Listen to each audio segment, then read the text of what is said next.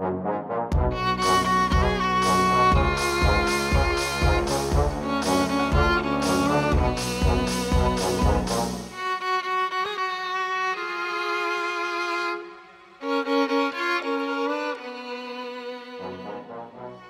posluchači, jsme Altum Voice a toto je náš podcast Stověžatá vypráví, kde se vydáváme na cestu historií.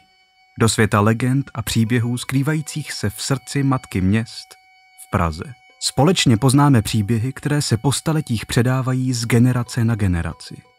Čerpáme z pověstí, které jsou v naší společnosti zakořeněné od pradávna a každá prošla výraznou proměnou. Jak se pověsti předávaly, měnilo se velmi často znění nebo dokonce zasazení příběhu. Do literární podoby je pak zpracovávali obrozenečtí autoři. Ponořte se s námi do příběhů staré Prahy a nechte se unést jejím tajemstvím. My jsme Altum Voice a teď již pozorně poslouchejte. Stověžatá vypráví.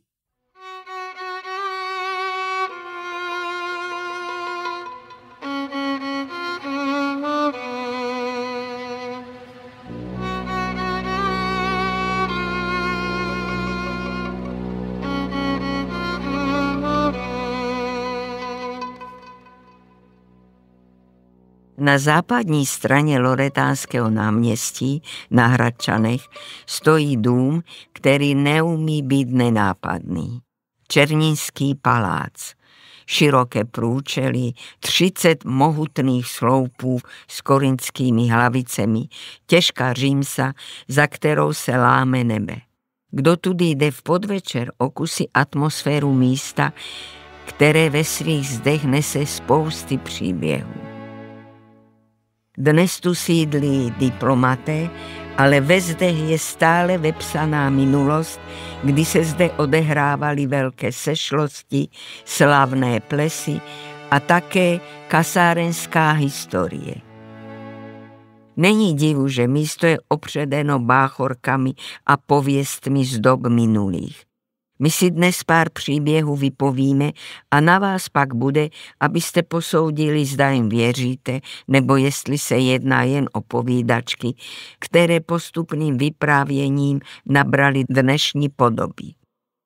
Rovnou se tedy přeneseme zhruba do druhé poloviny 17. století, kdy hrabě Černín začal se stavbou paláce. Usmyslel si, že jeho nové pražské sídlo musí být ze všech největší.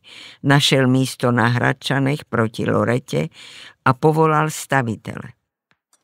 Plány byly rozkresleny, souhlas padl, záloha pro stavitele taky malá.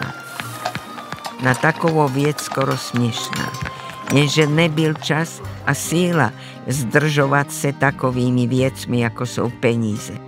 Stavitel vyplácel dělníky a řemeslníky, objednával materiál, zval umělce, aby výzdoba nezůstala pozadu. Všechno běželo s jistotou člověka, který věří, že až se poslední kámen usadí, přijde vyúčtování a bohatý pán štědře odmění tvrdou práci, kterou za sebou stavitel nechal. Jenže než se stihlo vše sečíst, hrabě zemřel. A tak jeho povinnosti musela převzít jeho ovdovělá žena, hraběnka, která vzala do ruky účty za stavbu a zhrozila se. Požadovala písemné potvrzení, že zesnulý s tak neuvěřitelnou sumou souhlasil. Stavitel měl ale jen jeho slovo. Neměl žádnou listinu, která by jejich úmluvu stvrzovala. A tak se stavitel obrátil na pomoc tam, kde v Praze uměli střežit slovo a ctít pečeť. Na tajné shromáždění svobodných zednářů. Sám nevěřil, že je mu v jeho situaci možné pomoct a bál se obrátit na soud, který by nejspíš nedopadl v jeho prospěch. Velmistr zednářů mu však poradil, aby všechno sepsal tak, jak se to patří. Stejně, jak by to udělal, kdyby před smrtí hraběte věděl, do jaké svízelné situace se dostane. Stavitel tedy sepsal listinu, ve které popsal částky, práci, materiál a celou dohodu mezi ním a hrabětem. Na konci listiny nechal prostor pro podpisové místo. Pak svolali shromáždění. Ve velké síni položili listinu na stolek před oponu. Velmistr promluvil, světla zhasla, v sále nastalo šero, v němž se šepot mění ve zvuk z jiného světa.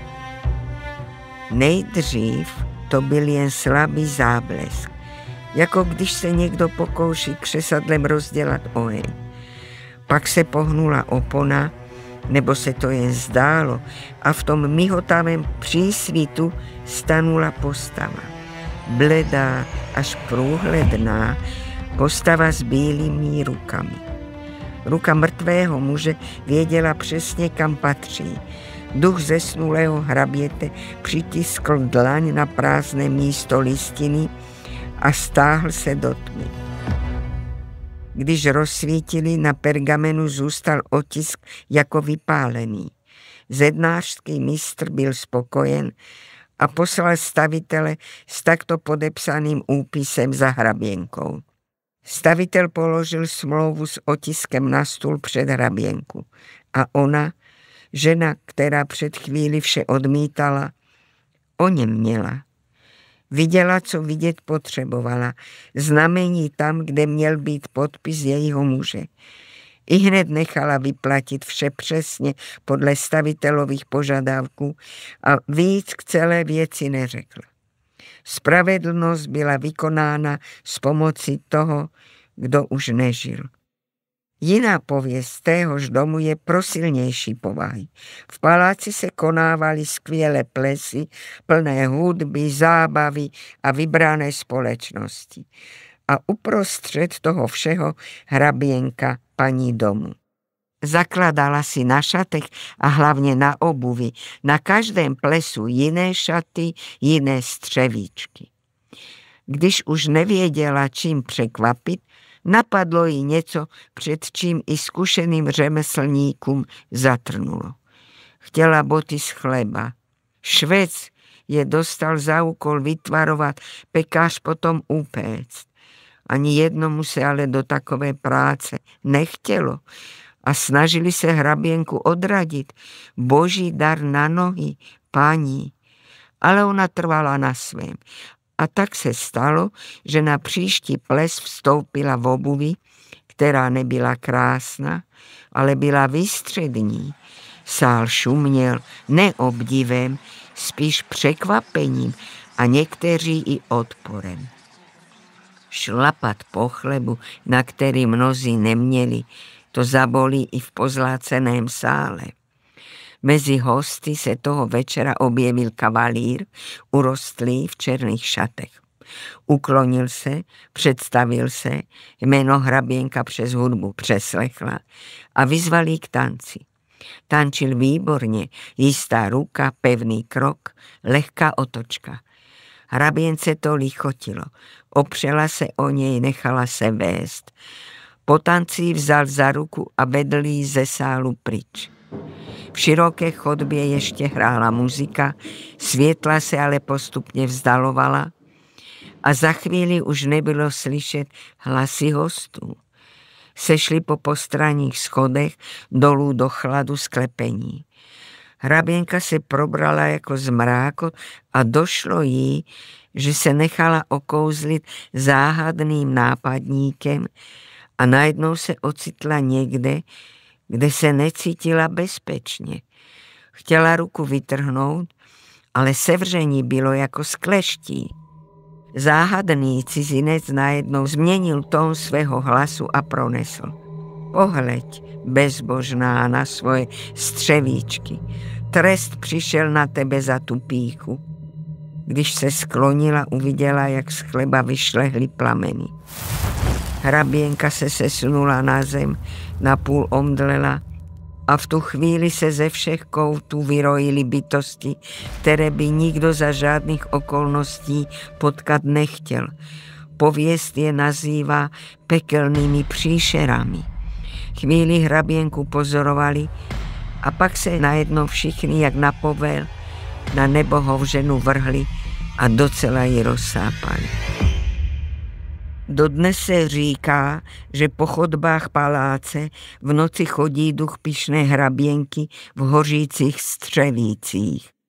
Člověk by si řekl, že pověst byla k marnivé ženě přece jen trochu moc přísná, ale nezapomínejme, kdy tyto pověsti vznikaly.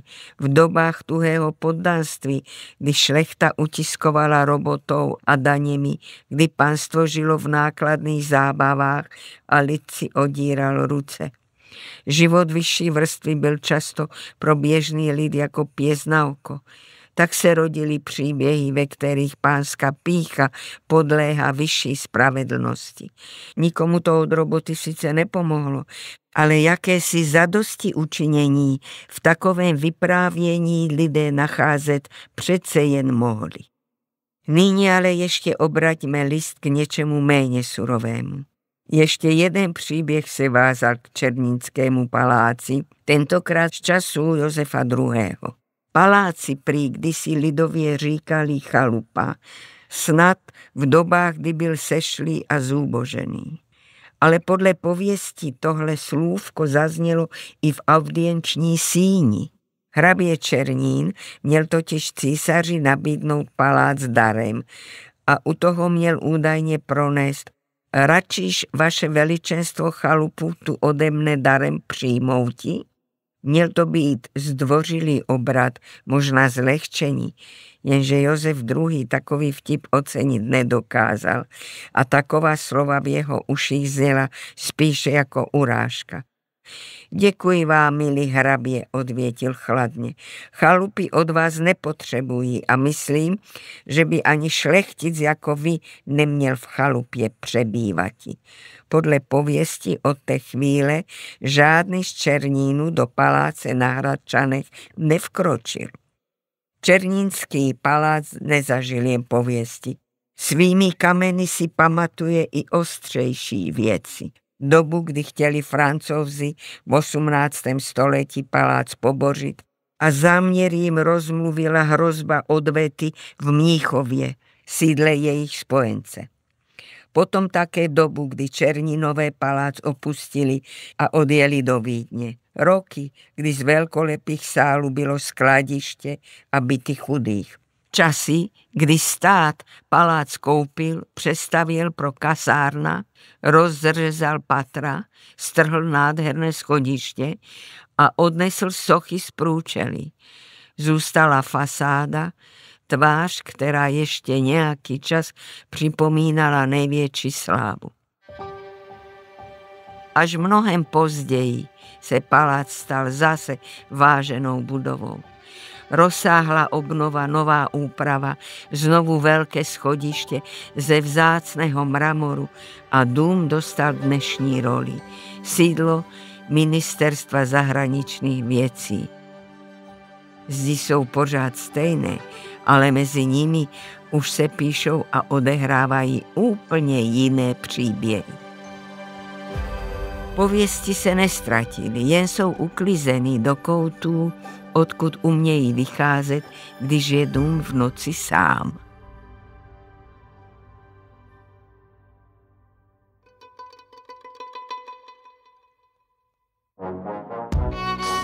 Toto byl podcast Stověžatá vypráví. Budeme rádi, když nás doporučíte rodině, přátelům či kolegům v práci. Pokud máte nějaké nápady či připomínky, nebojte se nám napsat na našem Instagramu. Další díly budou vycházet na všech podcastových platformách a na našem YouTube kanále. Budeme se na vás těšit příště.